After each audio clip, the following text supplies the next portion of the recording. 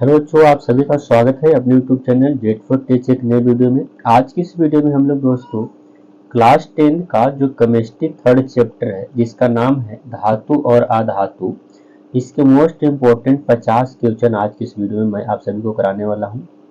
यदि आपका भी 2027 में एग्जाम है या फिर टेस्ट एग्जाम है तो आपके लिए 50 क्वेश्चन जो कि धातु और अधातु के चैप्टर से काफ़ी मोस्ट इम्पोर्टेंट हम लेकर के आए हैं। तो चलिए बिना समय गए हुए आज की इस वीडियो को शुरू करते हैं। आप मुझे 10 से लेकर के 15 मिनट का समय दीजिए, मैं आपको 50 क्वेश्चन 100% करा करके सारे क्वेश्चन याद दिला दूंगा। तो चलिए आज का पहला नंबर क्वेश्चन से वीडियो को शुरुआत करते हैं। यदि चैनल पर नए हैं तो चैनल को सब्सक्राइब कर लीजिए ताकि जब भी मैं न्यू वीडियो डालूं सबसे पहले नोटिफिकेशन आपके पास पहुंचे।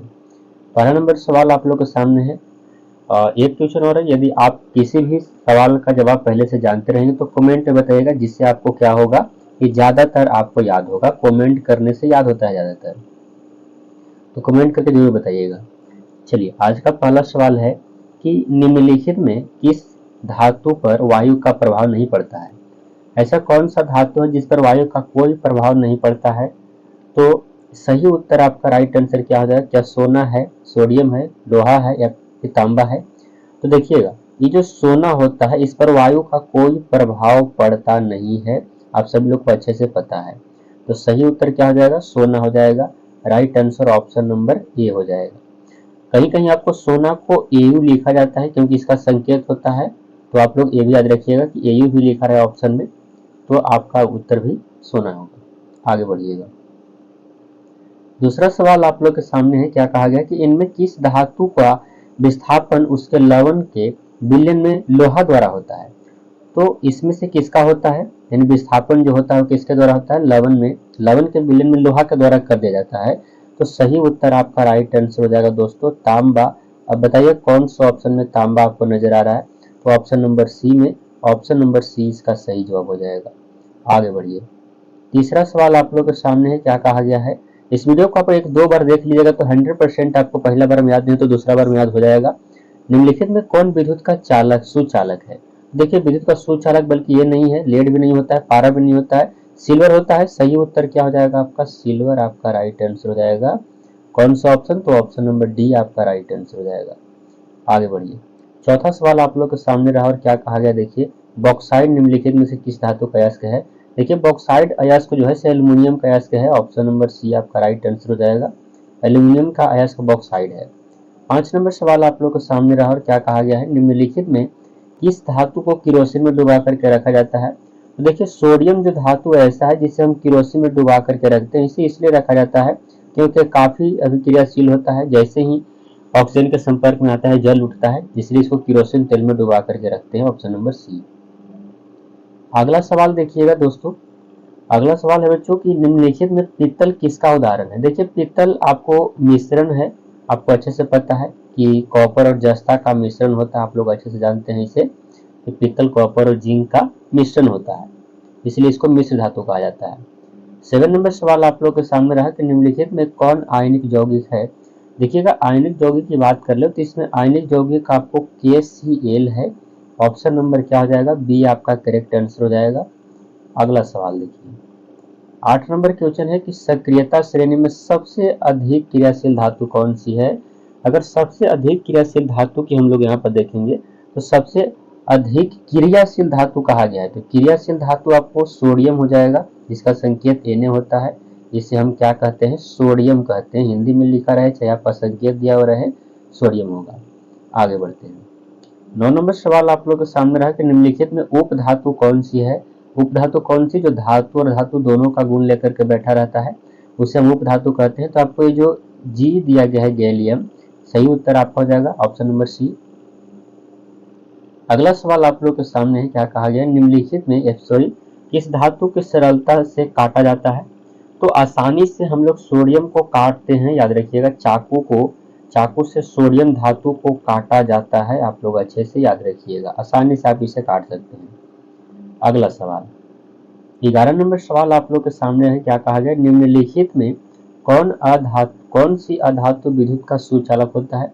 अधातु होते हुए लेकिन विद्युत का सुचालक होता है, तो ग्रेफाइट होता है। आपको अच्छे से पता है कि ऑप्शन नंबर इसका क्या हो जाएगा? ए आपका करेक्ट आंसर हो जाएगा। दोस्तों वीडियो के अगर अभी तक लाइक नहीं किए हैं तो वीडियो को आप लोग लाइक कर दिए। वीडियो तो आप लोग सभी लोग देखते हैं लेकिन लाइक कोई नहीं करते हैं। 50 बच्चों में से मात्र 7 से 8 लोग ही लाइक करते हैं, तो आप 50 में से 50 लाइक आपको आने चाहिए। तो वीडियो को लाइक अभी तक नहीं किया तो कर दीजिए और शेयर जरूर कर दीजिएगा अपने दोस्तों के पास। सबसे कठोर प्राकृतिक पदार्थ क्या है? सबसे कठोर प्राकृतिक पदार्थ हीरा होता है, याद रखिएगा, डायमंड। ऑप्शन नंबर सी यहाँ पर सही उत्तर हो जाएगा। आगे बढ़ते हैं। 13 नंबर सवाल आप लोग के सामने, निम्नलिखित में कौन सबसे कम अभिक्रियाशील है? ध्यान दीजिएगा, क्रियाशील नहीं बल्कि अभिक्रियाशील धातु है जो तेजी से अभिक्रिया करता है। तो सही उत्तर आपका राइट आंसर हो जाएगा 13 नंबर क्वेश्चन का। इसमें लोहा आपको यहाँ पर अभिक्रियाशील हो जाएगा। Fe मतलब क्या होता है? लोहा होता है। Option number C. अगला सवाल देखिए, 14 नंबर सवाल आप लोग के सामने रहा। क्या कहा गया है कि खाद्य पदार्थों के डिब्बों पर जिंक के बजाय टिन का लेप होता है, क्यों? आखिर खाने वाले जो पदार्थ होते हैं, खाद्य पदार्थ, उसके जो डिब्बे होते हैं उस पर जिंक की लेप के बजाय टिन का लेप लगाया होता है, ऐसा क्यों होता है? देखिए, ऐसा इसीलिए उसको लगाया जाता है कि जो टिन की अपेक्षा जो है से जिंक जो है से अधिक अभिक्रियाशील होता है, इसलिए इसे याद रखिएगा। अगला सवाल आप लोग के सामने क्या कहा गया है? क्रायोलाइट किस धातु का अयस्क है? क्रायोलाइट, जो कि काफी शानदार क्वेश्चन है। तो क्रायोलाइट जो है आपको एल्युमिनियम का है। ऑप्शन नंबर सी आपका करेक्ट आंसर। अगला सवाल देखिए, 16 नंबर सवाल क्या कहा गया है कि निम्नलिखित में से कौन उपधातु है? उपधातु आपसे मांगा गया, तो उपधातु कौन है? सही जवाब आपका राइट आंसर हो जाएगा कार्बन। आपको अच्छे से पता है कार्बन की परमाणु संख्या 6 होता है। इसका 2 और 4 में इलेक्ट्रॉनिक विन्यास करेंगे तो लास्ट में 4 है, इसलिए क्या है? उपधातु है। अगला सवाल आप लोग के, कौन सी गैस उत्सर्जित होगी जब धातु में जल के साथ अभिक्रिया करेगी? कोई भी धातु है जब जल के साथ अभिक्रिया करता है तो कौन सा गैस निकलेगा? अब सभी सही बात, इसका राइट आंसर जवाब अगर हो जाएगा तो हो जाएगा कौन सा? तो हाइड्रोजन हो जाएगा। ऑप्शन नंबर क्या हो जाएगा? सी आपका करेक्ट आंसर हो जाएगा, याद रखिए। अगला सवाल देखिए, 18 नंबर सवाल है कि निम्नलिखित में कौन सबसे अधिक अभिक्रियाशील है? अब आपको ऐसा मैंने क्वेश्चन भी कराया, तो सबसे अधिक यहाँ पर अभिक्रियाशील कौन हो जाएगा? तो देखिएगा, सबसे अधिक अभिक्रियाशील अगर यहाँ पर कोई है तो मैग्नीशियम है। ऑप्शन नंबर क्या हो जाएगा? ए हो जाएगा। Mg मतलब क्या होता है? मैग्नीशियम होता है, आप लोग याद रखिएगा। Mg मतलब क्या? मैग्नीशियम। आगे बढ़िए, 19 नंबर सवाल आप लोग का है, विद्युत अपघटनी परिष्करण में अशुद्ध धातु को बनाया जाता है। तो अशुद्ध धातु को एनोड बनाते हैं, कैथोड या फिर अपघट या फिर इनमें से सभी उत्तर। तो सही उत्तर आपका राइट आंसर हो जाएगा, एनोड बनाया जाता है। ऑप्शन नंबर क्या हो जाएगा? ए। आगे बढ़िएगा, अगला नंबर सवाल क्वेश्चन आप लोग के सामने है, लोहा एवं इस्पात को जंग से सुरक्षित रखने के लिए उन पर किस धातु की पतली परत चढ़ाई जाती है? तो उस पर जिंक की पतली परत चढ़ाई जाती है। ऑप्शन नंबर क्या हो जाएगा? डी करेक्ट आंसर हो जाएगा। अगला सवाल देखिए, अगला सवाल आप लोग के सामने, सोडियम की संयोजकता क्या है? सोडियम की संयोजकता देखिए, सोडियम का परमाणु संख्या होता है 11, ठीक है। जब इसका इलेक्ट्रॉनिक विन्यास करेगा तो 2, 8 और कितना होगा? 1 होगा। तो लास्ट में कितना आया? 1 आया, तो इसकी संयोजकता कितना होगा? 1 हो जाएगा। अगला है क्या, कौन सा अधातु विद्युत का सुचालक होता है? ये पहले भी क्वेश्चन हो चुका है कि आपको जो अधातु है विद्युत का सुचालक कौन हो जाएगा? सही जवाब हो जाएगा आपका ग्रेफाइट। ऑप्शन नंबर बी आपका राइट आंसर। पहले भी क्वेश्चन हम करा दिए। 23 नंबर सवाल आप लोग के सामने है, पोटेशियम की परमाणु संख्या पूछा गया है। पोटेशियम की परमाणु संख्या यानी के जिसका संकेत होता है, इसका परमाणु संख्या 19 होता है। अगला है कि पारे का अयस्क क्या होता है? तो पारे का अयस्क सीने बार होता है, याद रखिएगा। पारे का अयस्क क्या होगा? सीने बार। Option number D. अगला सवाल 25 नंबर सवाल देखिएगा, साधारण ताप पर फास्फोरस का सूत्र क्या होता है? देखिए, साधारण ताप पर फास्फोरस आपको किस तरह से लिखा गया है, आप तो इसका याद रखिएगा, P4 इसका सूत्र होता है। याद क्या रखना है आपको? P4 है ना। थोड़ा सा ऐसे एरर हो गया है लिखने में। अगला सवाल देखिए, अगला सवाल है, नाइट्रोजन या नाइट्रोजन डाइऑक्साइड, ये आपका सूत्र है NO2 के धुएं का रंग कैसा होता है? तो नाइट्रोजन डाइऑक्साइड के जो धुएं का कलर होता है वो भूरा होता है। कैसा होगा? भूरा होगा। ऑप्शन नंबर कौन सा? तो ए हो जाएगा। अगला सवाल देखिए, स्टेनलेस स्टील मिश्र धातु है। देखिए, स्टेनलेस स्टील जो है वो मिश्र धातु किसका है? तो ये टीन का मिश्र धातु होता है, याद रखिएगा, टीन का। Option number D. अगला सवाल देखिएगा, अगला सवाल है, वायुमंडल में CO2 गैस, वायुमंडल में कार्बन डाइऑक्साइड गैस की उपस्थिति क्या होता है? आपको CO2 लिखा गया है, कार्बन डाइऑक्साइड। तो CO2 कितना होता है वायुमंडल में, तो सभी जानते हैं कि 0.0 कितना होता है, 3%। ऑप्शन नंबर सी हो जाएगा। अगला कि कौन विद्युत का सबसे अच्छा चालक है। देखिए सबसे अच्छा विद्युत का चालक चांदी होता है, जिसका संकेत Ag होता है। अब आपको कौन सा ऑप्शन में दिया गया है, चांदी, तो सही उत्तर आपका ऑप्शन नंबर बी में है। अगला सवाल आप लोग के सामने है, कहता है कि इलेक्ट्रॉन के स्थानांतरण से बने यौगिक क्या कहलाते हैं। इलेक्ट्रॉन के स्थानांतरण से यौगिक जो बनता है वो कौन सा यौगिक बनता है, सही जवाब आपका राइट आंसर हो जाएगा सहसंयोजी यौगिक, ऑप्शन नंबर ए। अगला सवाल आप लोग के सामने, सिलिका क्या है। देखिए सिलिका धातु, उपधातु या फिर अधातु या फिर इनमें से कोई नहीं, तो सिलिका एक उपधातु है, ऑप्शन नंबर बी आपका सही उत्तर हो जाएगा। अगला सवाल देखिए, अगला सवाल है, निम्नलिखित में कौन सबसे अधिक अभिक्रियाशील है। इसमें से आपको सबसे अधिक अभिक्रियाशील बताना है, तो सही उत्तर आपका राइट आंसर हो जाएगा। इसमें से जो है वो कॉपर सबसे अधिक अभिक्रियाशील है। अगला देखिएगा 33 नंबर सवाल है, एक्वा रेजिया मिश्रण में HCl और NHO3 का अनुपात क्या होता है। तो इसका जो अनुपात होता है एक्वा रेजिया में, सही उत्तर आपका हो जाएगा 3:1 के अनुपात में होता है, ऑप्शन नंबर ए। अगला 34 नंबर सवाल देखिए क्या है, धातु को सिर्फ अम्ल राज्य में घुलता है। देखिए Au जो है आपका, Au बोले तो क्या, सोना जो है वो केवल अम्ल राज्य में घुलता है, ऑप्शन नंबर कौन सा है, तो सी आपका सही जवाब। अगला सवाल आप लोगों के सामने है, अम्ल राज्य में HCl और HNO3 का अनुपात क्या होता है। अम्ल राज्य में अगर पूछा गया है तो सही उत्तर आपका राइट आंसर, इसका जो अनुपात होता है वो 3:1 होता है। अगला सवाल 36 नंबर क्वेश्चन है कि पारा और एक अन्य धातु के मिश्रण को क्या कहते हैं। तो पारा और एक अन्य धातु के मिश्रण को क्या अमलगम कहा जाता है, ऑप्शन नंबर आपका डी राइट आंसर हो जाएगा। अगला सवाल आप लोग के सामने रहा, सीसा और टीन के मिश्र धातु को क्या कहते हैं। देखिए सीसा और टीन के मिश्र धातु को गन मेटल कहा जाता है। अब आपको कौन सा ऑप्शन नजर आ रहा है, तो बोलिएगा ऑप्शन नंबर डी में सर, तो सही उत्तर ऑप्शन नंबर डी हो जाएगा। अगला सवाल देखिए 38 नंबर सवाल है, सोना का परमाणु संख्या कितना होता है। सभी को पता है कि सोना का परमाणु संख्या 79 होता है और संकेत इसका Au होता है, यही बात याद रखना है आपको। अगला सवाल आप लोग के सामने 39 नंबर सवाल रहा कि निम्नलिखित में से किसे चाकू से काटा जा सकता है।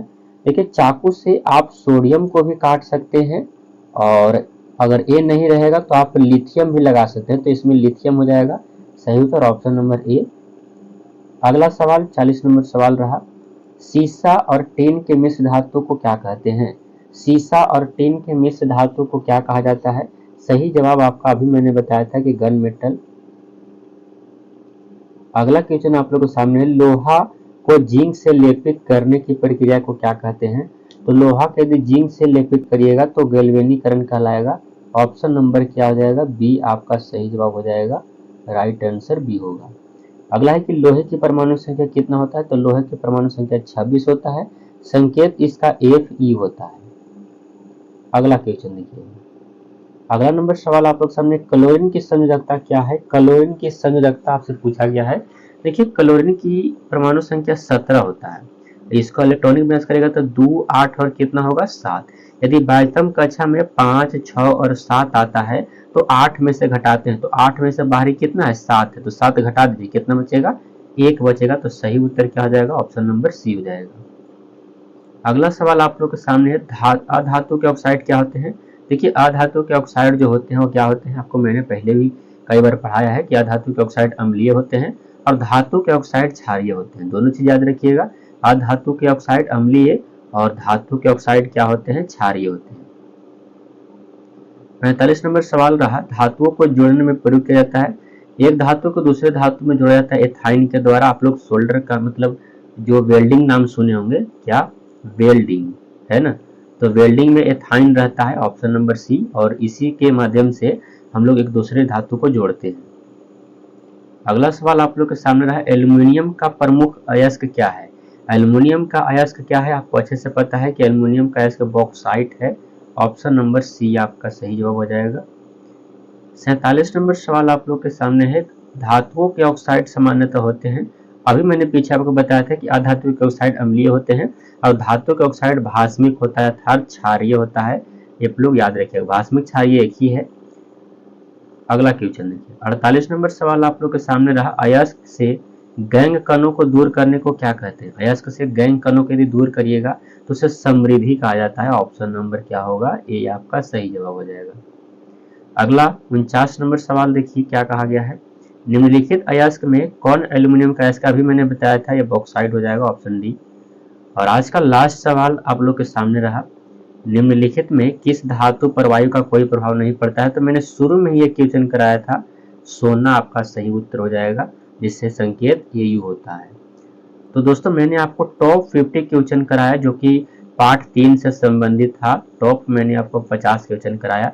आई होप कि आप लोग के सारे क्वेश्चन आपको अच्छे लगे होंगे। और मैंने आपको कहा था कि मात्र हमें 10 से 15 मिनट दीजिए, और ये भी वीडियो आपको 15 से 16 मिनट का वीडियो होगा, इससे ज़्यादा आपको वीडियो लॉन्ग नहीं होगा। और 15 मिनट में मैंने आपको सारे 50 क्वेश्चन करा दिए। अगर याद हो गया है सारे सवाल तो काफ़ी अच्छे हैं, और अगर आपको नहीं याद हुआ है तो आप वीडियो के स्पीड को बढ़ा लीजिए, 2x पर कर लीजिए, फिर आपको 1.5x पर करके दोबारा देख लीजिए। आपको 100% कहते हैं याद हो जाएगा। और इसी तरह से एग्जाम में आपको 100% इस सवाल से, इससे ज़्यादा आपको सवाल नहीं आने वाले हैं, क्योंकि मैंने सारे सवाल को काफ़ी चुन करके काफ़ी इंपॉर्टेंट से पढ़ाया था। अगर आगे और बात है तो हम आगे जरूर कराएंगे। हमारे चैनल से जुड़ जाइए, क्योंकि जब भी आपका एग्जाम 2027 में दे रहे हैं तो आपके लिए यहाँ पर अच्छे अच्छे कंटेंट हमेशा मिलते रहेंगे। तो सब्सक्राइब कर लीजिए। यहाँ तक देखने के लिए बहुत बहुत धन्यवाद। दोस्तों को शेयर करिएगा। मिलते हैं नेक्स्ट वीडियो में, तब तक के लिए जय हिंद दोस्तों। अगला आपको वीडियो किस टॉपिक पर चाहिए, कौन से चैप्टर का चाहिए या फिर कौन सा विषय का चाहिए, आप लोग कमेंट करके वैसे बताइएगा। मिलेंगे नेक्स्ट वीडियो में, तब तक के लिए जय हिंद दोस्तों।